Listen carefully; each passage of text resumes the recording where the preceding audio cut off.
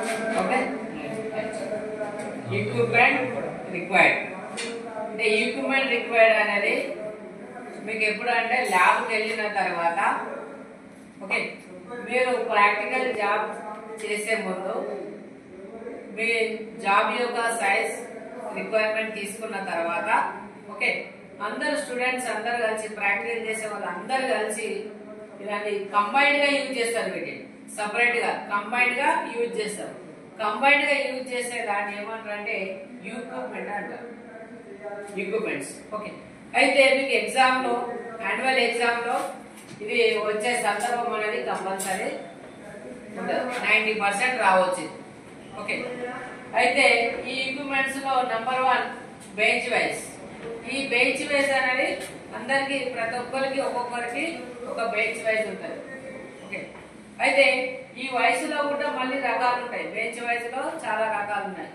Pipe wise అని, pin wise అని, machine wise అని, టూల్ మేకర్ వైజ్ అని ఓకే ఇట్లా రకరకాలుగా చాలా నంబర్ ఆఫ్ టైప్స్ ఉంటాయి. Okay bench wise. దాని తర్వాత యాన్విల్. యాన్విల్ అనేది మీకు ఆల్రెడీ మీరు యూజ్ చేస్తారు. ఎప్పుడు యూజ్ అవుతుంది? ఇది పంచింగ్ టైమ్ లో అనేది యాన్విల్ అనేది యూజ్ చేస్తారు. ఎందుకు పంచింగ్ చేసేటప్పుడు జాబ్ దానిపైన పెట్టేసి ఓకే దానికి సపోర్టింగ్ గా ఈ యాన్విల్ పైన పెట్టేసి మీరు పంచింగ్ అనేది చేసుకుంటారు. దాని తర్వాత వెర్నియర్ హైట్ గేజ్. ఈ వెర్నియర్ హైట్ గేజ్ అనేది చాలా ఇంపార్టెంట్. వెర్నియర్ హైట్ గేజ్ అనేది చాలా ఇంపార్టెంట్. ఎందుకంటే ఈ వెర్నియర్ హైట్ గేజ్ అనేది ఇంతకు ముందు గత 10 years బ్యాక్ అనేది ఇది ఉండకపో ఈ మధ్యలో అనేది ఇది వెర్నియర్ హైట్ గేజ్ అనేది యూజ్ చేస్తుంది. ఓకే.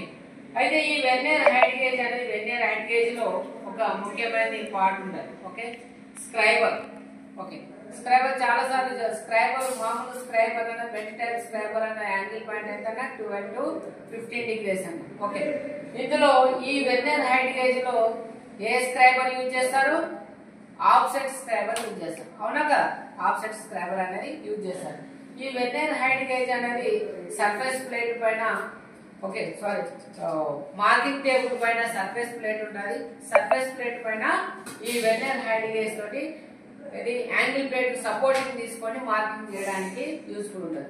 కాబట్టి ఇది అందరు కలిసి యూజ్ చేసుకుంటారు. ప్రతి ఒక్క స్టూడెంట్ కు ఒక్కొక్క ఈక్విప్మెంట్ అనేది ఉండదు. ఓకే ఈక్విప్మెంట్ అంటే అర్థమైంది అందరు కలిసి యూజ్ చేసుకోవడం 1 by 1. ఇది వెర్నియర్ హైట్ గేజ్. ఈ వెర్నియర్ హైట్ గేజ్ అనేది మార్కింగ్ లో అనేది అది ఇంపార్టెంట్ పాత్ర అనేది పోషిస్తుంది.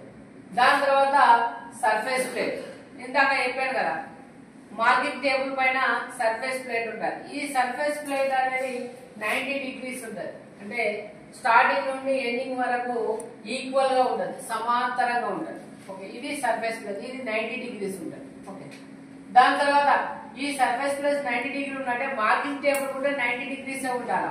మార్కింగ్ టేబుల్ 90 degrees ఉంటే సర్ఫేస్ ప్లేట్ కూడా 90 degrees ఉండాలి.